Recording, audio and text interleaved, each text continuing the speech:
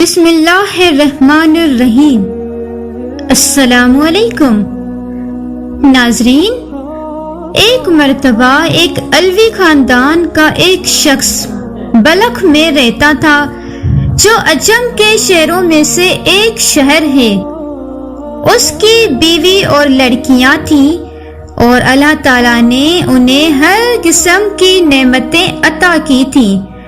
وہ فوت ہو گیا تو اہل و عیال کو اس کے مرنے کے بعد فقیری اور تنگ دستی نے آ گھیرا۔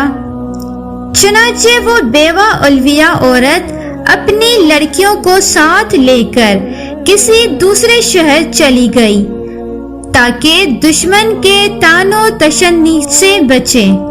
اتفاقاً ان کا نکلنا بھی سخت سردی کے موسم میں ہوا۔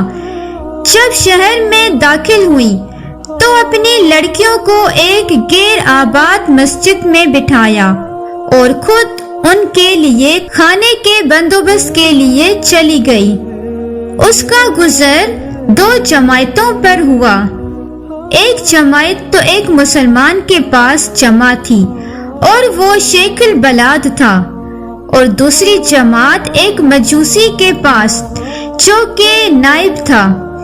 پہلے تو گئی مسلمان کے پاس اور اس کو اپنا سارا حال سنایا اور کہا کہ میں ایک علوی شریف خاندان کی عورت ہوں اور میرے ساتھ یتیم لڑکیاں ہیں جن کو میں نے ایک غیر آباد مسجد میں بٹھایا ہے، اور آپ سے آج کی رات کا کھانا مانگتی ہوں۔ اس نے کہا، کوئی گواہ لا میرے پاس کہ واقع تو علوی خاندان کی عورت ہے۔ اس نے کہا، میں ایک اجنبی عورت ہوں، اس شہر میں مجھے کوئی نہیں جانتا۔ چنانچہ اس شیخ البلد نے منہ موڑ لیا اور وہ عورت شکستہ دل ہو کر چلی گئی۔ پھر وہ اس مجوسی آدمی کے پاس آئی اور اپنا سارا حال اس کے سامنے بیان کیا کہ میرے ساتھ لڑکیاں ہیں اور میں ایک علوی شریف خاندان کی عورت ہوں، اور شیخ البلد کے پاس جانے کا بھی قصہ سارا بیان کیا۔ وہ مجوسی فوراً اٹھا اور اپنی عورت کو بھیجا کہ اس عورت کو ان کے ساتھ لڑکیوں کے میرے مکان پر لے آؤ۔ پھر ان کو نہایت ہی نفیس کھانا کھلایا اور بہترین لباس پہنایا۔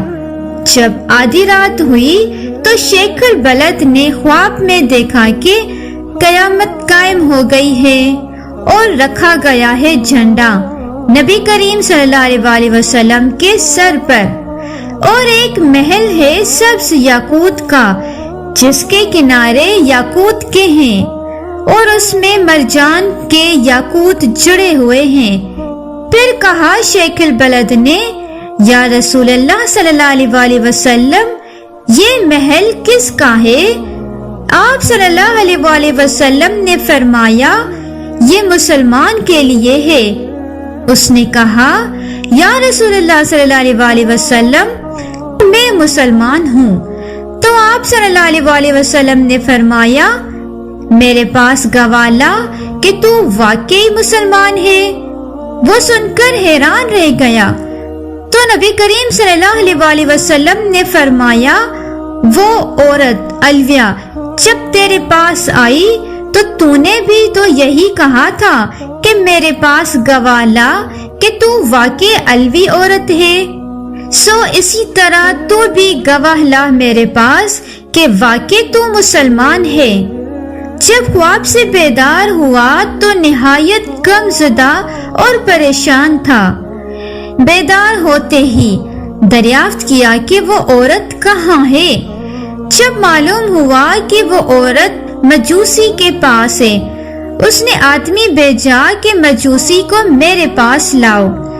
چنانچہ وہ گیا اور اس نے اس کو کہا کہ میں یہ عورت علویہ تجھ سے مانگتا ہوں ان کی لڑکیوں کے ساتھ۔ اس نے کہا، یہ کام بہت ہی مشکل ہے اور مجھ کو بلا شبہ بہت برکات حاصل ہوئی ہے۔ اس نے کہا، مجھ سے 1000 دینار لے لے اور ان کو مجھے دے دے۔ اس مجوسی نے جواب دیا یہ بہت مشکل ہے، میں انہیں واپس نہیں کروں گا۔ مجوسی نے کہا، جو چیز آپ چاہتے ہیں میں اس کا زیادہ مستحق ہوں، اور وہ محل جو آپ نے خواب میں دیکھا ہے وہ میرے لیے بنایا گیا ہے۔ کیا تم میرے سامنے اپنا اسلام ظاہر کرتے ہو؟ اللہ کی قسم، جب تک میں اور میرا اہل و عیال تمام کے تمام اس الویا کے ہاتھ پر مسلمان نہیں ہوئے، رات کو سوئے نہیں تھے۔ میں نے خواب میں اسی طرح دیکھا تھا جس طرح تم نے دیکھا ہے، اور مجھے رسول اللہ صلی اللہ علیہ وآلہ وسلم نے فرمایا کہ وہ عورت الویا اور اس کی لڑکیاں تیرے پاس ہیں۔ میں نے عرض کیا، جی یا رسول اللہ صلی اللہ علیہ وآلہ وسلم، وہ عورت اور ان کی لڑکیاں میرے پاس ہیں۔